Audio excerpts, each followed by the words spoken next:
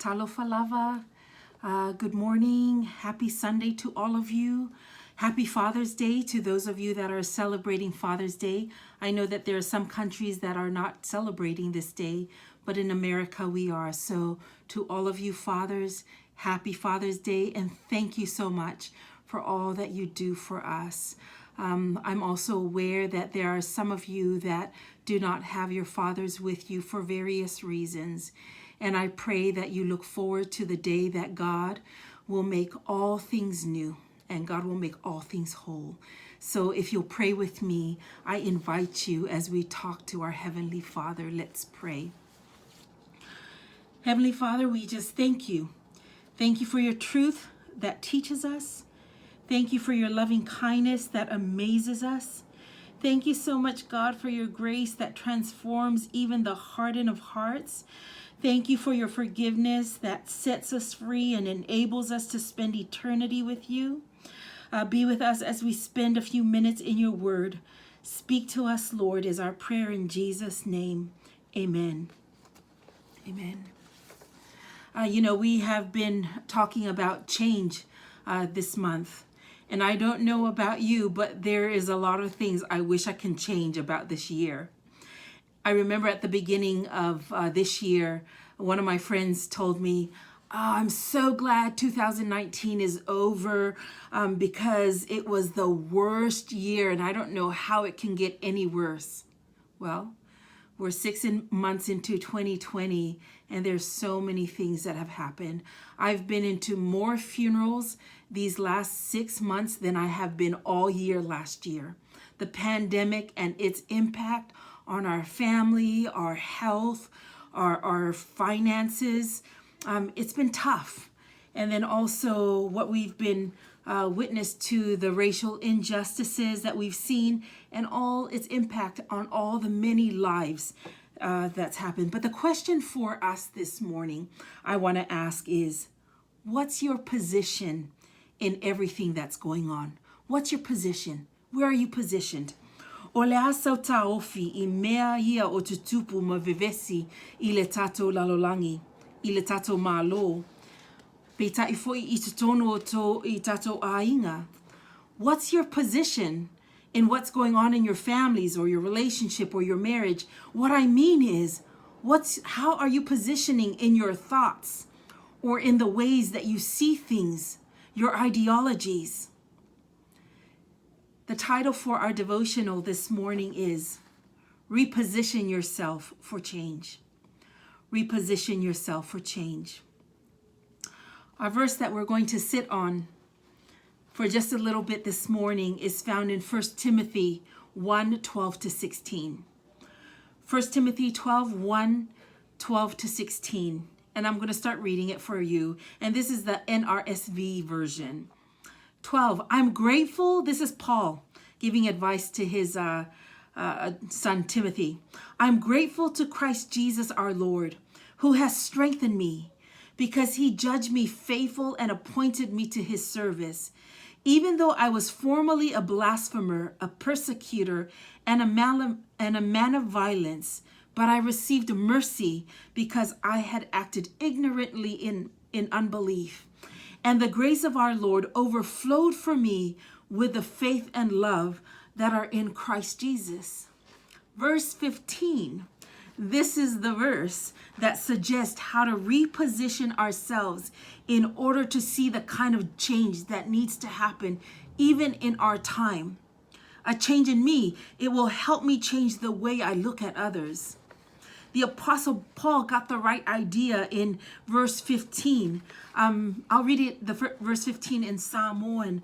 Fai mai ole upu moni le nei. E te tau lava o na matuatalia. Na maliu mai Yesu Keriso I le lalolangi. Na te whaolaina o e anga sala. Ua sili musa hau nei ia I latou. This is Paul. The saying is sure and worthy of full acceptance that Christ Jesus came into the world to save sinners, of whom I am foremost.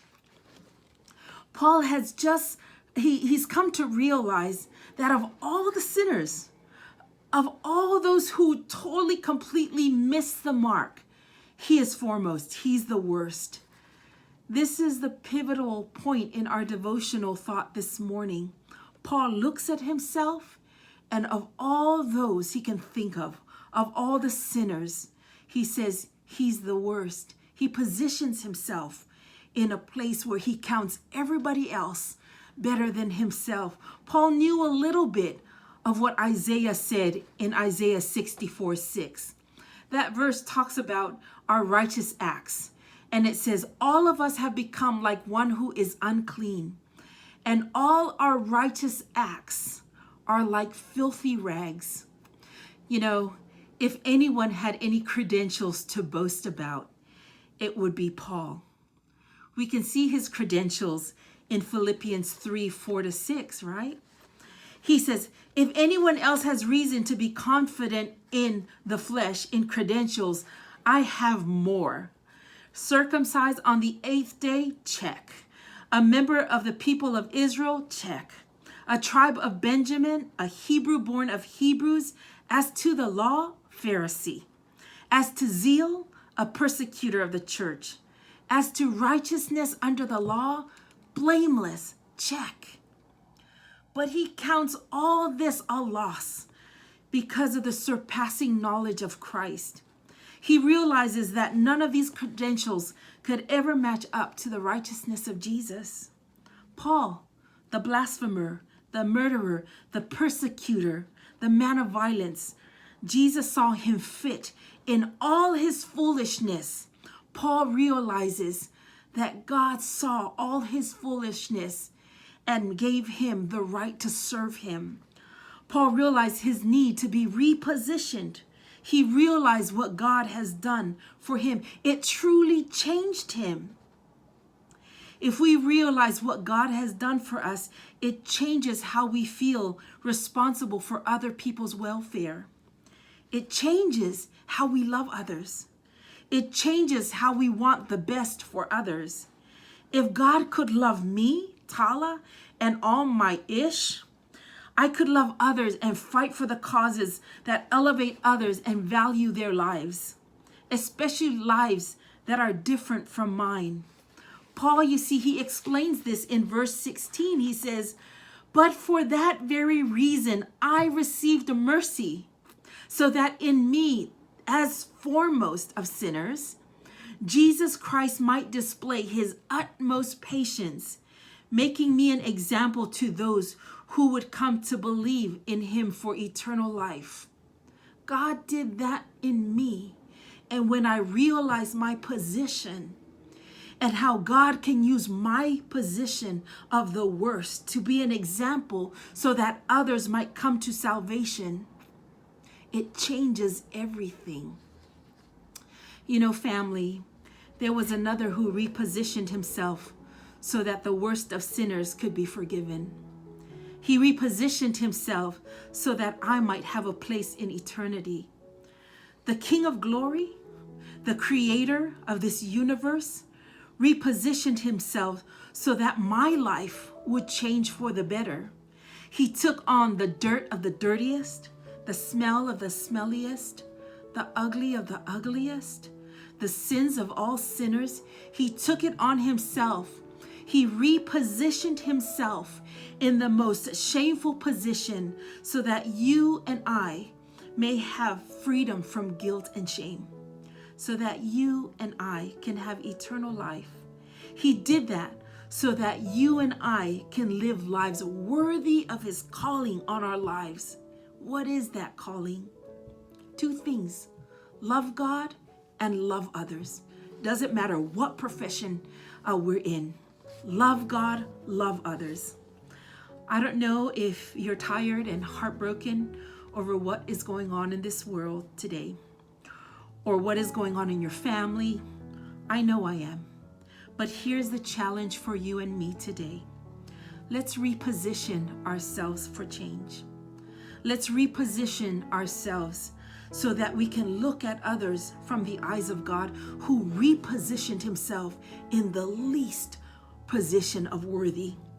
Let's reposition ourselves so we can love others the way God loved us, so we can care for others, so we can help others. There's a quote from Mahatma Gandhi that says, "Be the change that you want to see in this world."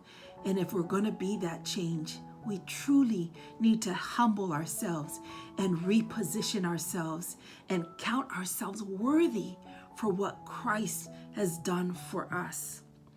Avea oe maliswinga ete manao ete vaai ile nei lalolangi. I pray that God repositions us so that good can come into this world. I know that there are husbands and wives that are longing for their spouses to reposition themselves so that there can be healing in marriages. I know that there are children that long for their parents to reposition themselves in humility so that families can be healed. I know that this world needs Christ followers to reposition ourselves so that there is healing to this broken world. I pray that you and I will reposition ourselves so that we can participate with Christ to bring healing to this hurting and broken world.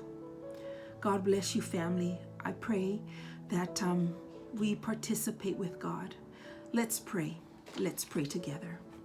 Father God, help us to be like Paul, to know that you came to this world to save the sinners, of whom I am the worst. I pray, Father, from that vantage point that we see everybody else as worthy of your salvation, of your love, of your value, of your sacrifice.